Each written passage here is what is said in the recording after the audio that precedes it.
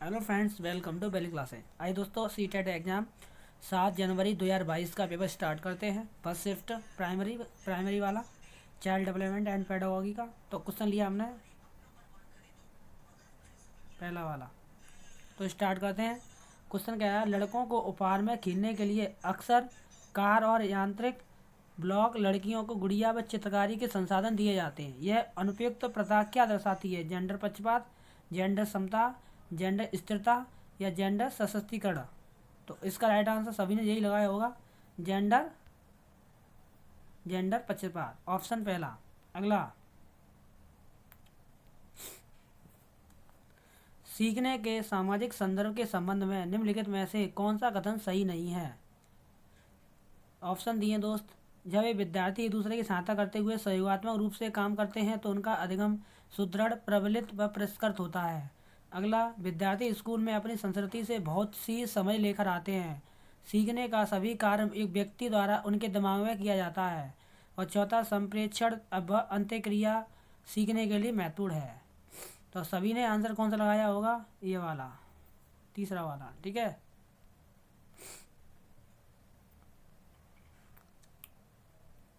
अगला, निम्न में से कौन सा कारक विद्यार्थियों की असफलता के लिए जिम्मेदार है?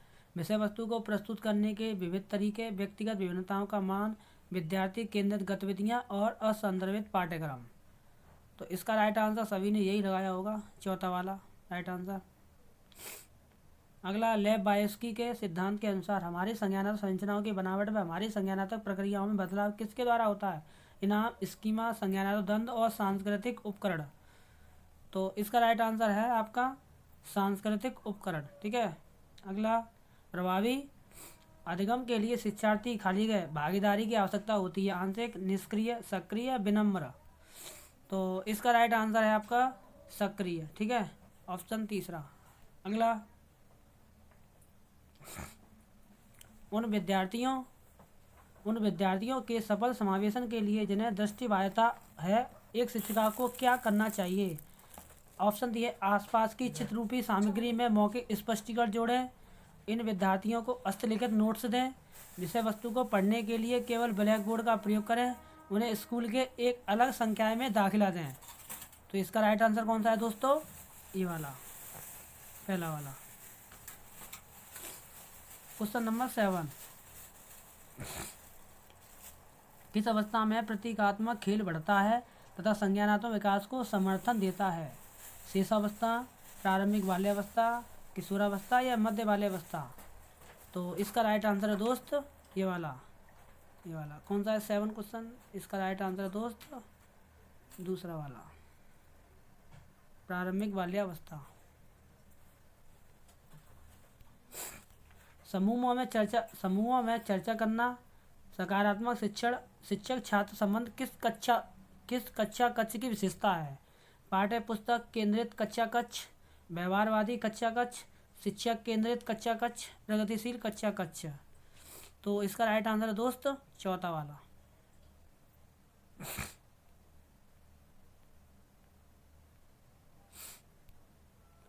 एक शिक्षिका को बच्चों के अपने आप से बात करने व्यक्तिगत बात को क्या प्रतिक्रिया देनी चाहिए? उसे हतोत्साहित करना चाहिए क्योंकि वह आत्म केंद्रीयता को बढ़ावा देता है। उसे प्रोत्साहित करना चाहिए क्योंकि इससे स्वयं नियमन सुसाधित होता है। उसे प्रोत्साहित करना चाहिए क्योंकि इससे शिक्षक की जिम्मेदारी खत्म हो जाती है। चौथा, उसे हतोत्साहित करना चाहिए क्योंकि उसके द्वारा बच्चा अपना खुद का ध्यान भंग करता है। तो आपने कौन सा आंसर लगाया होगा? तो आप बताइए। तो हम आपका आंसर ये लगा लेंगे, ये आप चेक कर लेना, यही सही है आपका इसका। बाल केंद्रित कक्षा कक्ष में विद्यार्थी अपने स्वयं के सीखने में ज़्यादा भूमिका नहीं रखते हैं, कोरी पट्टी के रूप में देखे जाते हैं, निष्क्रिय रूप से शिक्षकों का अनुसरण करते हैं, ज्ञान के सक्रिय निर्माता हैं। तो इसका राइट आंसर है दोस्त ये वाला, ज्ञान के सक्रिय निर्माता है। अगला, निम्नलिखित में से कौन सा विकल्प दी गई दिव्यांगता और संबंधित विद्यार्थियों के समावेशन हेतु यथोचित संयोजन रणनीति का सही युग्म है? पठन वैकल्य, जटिल गणना पर आधारित प्रश्न है, ध्यान न्यूनता, अति क्रियाशीलता, विकार, लंबी अवधि की फिल्म दिखाएं, भाग बाध्यता मूल्यांकन के केवल मौखिक रूप को स्वीकार करें और स्वलीनता जितना हो सके एक ही समय साड़ी दिनचर्या। तो आप इसका राइट आंसर ये लगाया होगा सभी ने, चौथा वाला।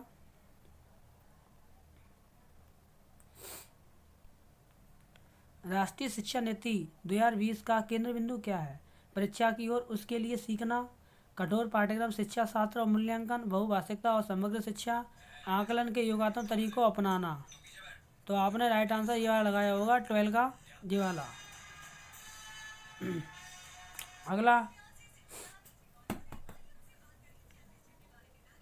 अगला अधिसंज्ञानात्मक कौशल का ऑप्शन दिए हैं। चिंतन और अधिगम को नियमित करते हैं, विद्यार्थियों में संज्ञान विकास को देरी को दर्शाते हैं, केवल विषय वस्तु को रटने पर निर्भर है, संज्ञान और समस्या समाधान को प्रभावित नहीं करते हैं। दोस्त इसका राइट आंसर कौन सा होना चाहिए? तो हमारे हिसाब से यही आंसर है, पहला वाला। ठीक है। जब बच्चे स्कूल में प्रवेश करते हैं उन्हें अपनी मातृभाषा बोलने की अनुमति दी जानी चाहिए, क्योंकि अभिव्यक्त महत्वपूर्ण है। स्कूल की भाषा में न बोलने पर उन्हें जुर्माना लगाना चाहिए। उनके माता पिता को घर पर भी स्कूल की भाषा का प्रयोग करने के लिए कहा जाना चाहिए। उन्हें स्पष्ट रूप से बताया जाना चाहिए कि स्कूल एक अलग भाषा है। उन्हें अपनी मातृभाषा बिल्कुल भी नहीं बोलना चाहिए। तो आपने राइट आंसर ये लगाया होगा, पहला वाला।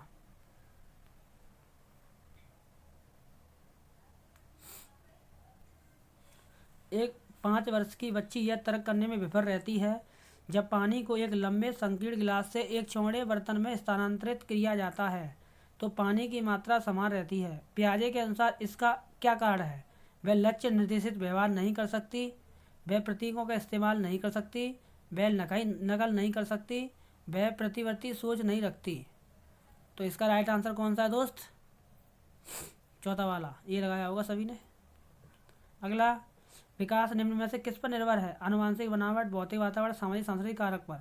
ऑप्शन दिए हैं, तीनों में से पहला तीसरा सही है, दूसरा तीसरा, पहला दूसरा या दूसरा पहला दूसरा या 1 2 3 तीनों सही हैं। तो आपने कौन सा लगाया है? तो आप कमेंट बॉक्स में दीजिए। तो हमारे हिसाब से आंसर ये वाला है, यानी तीनों ही सही हैं। ठीक है, कौन सही है? तीनों। तो ये वाला सही हो गया ना। अगला,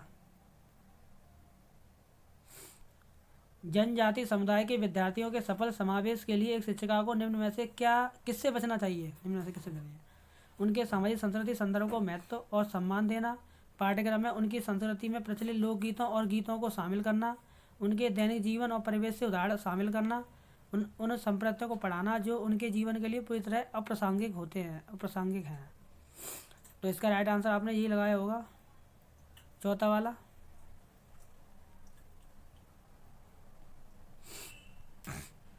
अगला, एक विद्यार्थी कुछ संप्रदायों के बारे में अपनी जिज्ञासा को संतुष्ट करने के लिए किताब पढ़ रही है। यह किस तरह के लक्ष्य का उदाहरण है? परिहार उन्मुख महारत लक्ष्य, परिहार उन्मुख प्रदर्शन लक्ष्य, प्रदर्शन की दिशा में उन्मुख लक्ष्य और महारत हासिल करने की दिशा में उन्मुख लक्ष्य। तो इसका राइट आंसर किसने लगाया है सही? ये सभी लोग सही हैं, चौथे वाले। अगला, अभिकथन एक बच्चा 11 महीने में चलना सीखता है जबकि दूसरा बच्चा 15 महीने चलना सीखता है। कारण, व्यक्तियों विकास भिन्न भिन्न दरों पर होता है। सही विकल्प सुने। ए सही है लेकिन आर गलत है, ऐसा कुछ नहीं है। अगला, ए और दोनों सही हैं और सही व्याख्या करता है एक ही। जी बिल्कुल सही कह रहा है और पढ़ने की जरूरत ही नहीं है, तो राइट आंसर आपका यही हो जाएगा। ठीक है। निम्नलिखित में से कौन किसी व्यक्ति के हाथ से आंख के तालमेल, संतुलन और शारीरिक निपुणता की क्षमता को प्रभावित करता है? गति, समन्वय वैकल्य, भाषा वैकल्य, पठन वैकल्य या गुणज वैकल्य। तो इसका राइट आंसर किसने सही लगाया है? ये पहले वाले सब सही हैं। निम्न में से बच्चों के प्राथमिक समाजीकरण की संस्था कौन सी है? किताबें, पत्रिकाएं, धार्मिक संस्था, मीडिया, परिवार। तो सभी को पता होगा, चौथा वाला। निम्नलिखित में से कौन सा कथन कक्षा में सवाल पूछने के संदर्भ में सही नहीं है? विश्लेषणात्मक प्रश्न पूछने से विद्यार्थी समझना चिंतन में मदद मिलती है। विद्यार्थियों से प्रश्न के उत्तर पूछने का मुख्य उद्देश्य उनका परीक्षण करना है। वे प्रश्न जो विवेचन और अनुप्रयोग पर आधारित होते हैं उच्चतर श्रेणी के चिंतन कौशल को बढ़ावा देते हैं। विद्यार्थियों को कक्षा प्रश्न पूछने के लिए प्रोत्साहित करना चाहिए। तो आपने कौन सा आंसर लगाया होगा 22 का? ये वाला सब ए लगाया है, सभी के सही है दूसरा वाला। अगला, विद्यार्थी निम्न में से किसे नए ज्ञान के निर्माण का आधार बनाते हैं जो उनके वर्तमान संज्ञानात्मक स्तर से बहुत परे हैं, जो उनके लिए पूरी तरह से अपरिचित और अज्ञात हैं, जो उनके लिए अस्पष्ट अप्रासंगिक हैं, जो उनके द्वारा पहले से ही समझा और माना जाता है। तो इसका राइट आंसर कौन सा आएगा? चौथा वाला, ठीक है।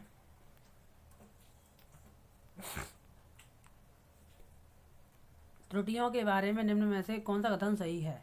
अधिगम प्रक्रिया में त्रुटियों की कोई भूमिका नहीं होती है। इस शिक्षिका को विद्यार्थी त्रुटि करने के व्यवहार को इनाम और सजा देकर खत्म करना चाहिए। त्रुटियों पर जैसे विश्लेषण द्वारा उन्हें अर्थपूर्ण अधिगम बता सकता है। विद्यार्थी अपनी त्रुटियों की स्वयं खोज उसके सुधार करने में सक्षम नहीं होता है। तो आपकी नज़र में सभी को पता चलेगा कौन सा आंसर लगाया होगा? सभी ने यही लगाया होगा, तीसरा वाला। अगला, हावर्ड गार्डनर के अनुसार वह व्यक्ति जिनमें दूसरों की मनसा भावनाओं और व्यवहारों को समझने, उनके साथ संबंध बनाने की क्षमता होती है, उनमें कौन सी बुद्धि होती है? प्रगतिवादी, अंतर्वैयक्तिक या स्थानिक? जिसका राइट आंसर कौन सा है दोस्त? अंतर्वैयक्तिक। बायस्की के अनुसार इनमें से कौन सा कारक संज्ञानात्मक विकास में महत्वपूर्ण भूमिका निभाता है? परिपक्वता, भाषा, संगठन या संतुलन? तो आपने कौन सा लगाया है? आपने ये लगाया होगा, भाषा। समावेशी शिक्षा के लिए निम्न में से कौन सहायक है? सख्त शिक्षक, केंद्रीय शिक्षा शास्त्र, विद्यार्थियों बीच प्रतिस्पर्धा की भावना, विद्यार्थियों की आवश्यकता के अनुसार उचित आवास, लचीला पाठ्यक्रम और अनमोल स्कूल कैलेंडर? तो इसका राइट आंसर कौन सा है दोस्त? ये वाला, ठीक है, तीसरा वाला। कोलवर के किस चरण के अनुसार व्यक्ति तर्क करते हैं? सही कार्रवाई के विवेक के स्वयं चुने हुए नैतिक सिद्धांत प्रभावित की जाती है। सामाजिक अनुबंध अभिविन्यास, सामाजिक व्यवस्था बनाने का अभिविन्यास, सार्वभौमिक नैतिक विकास सिद्धांत अभिविन्यास, अच्छी लड़की अच्छा लड़का अभिविन्यास?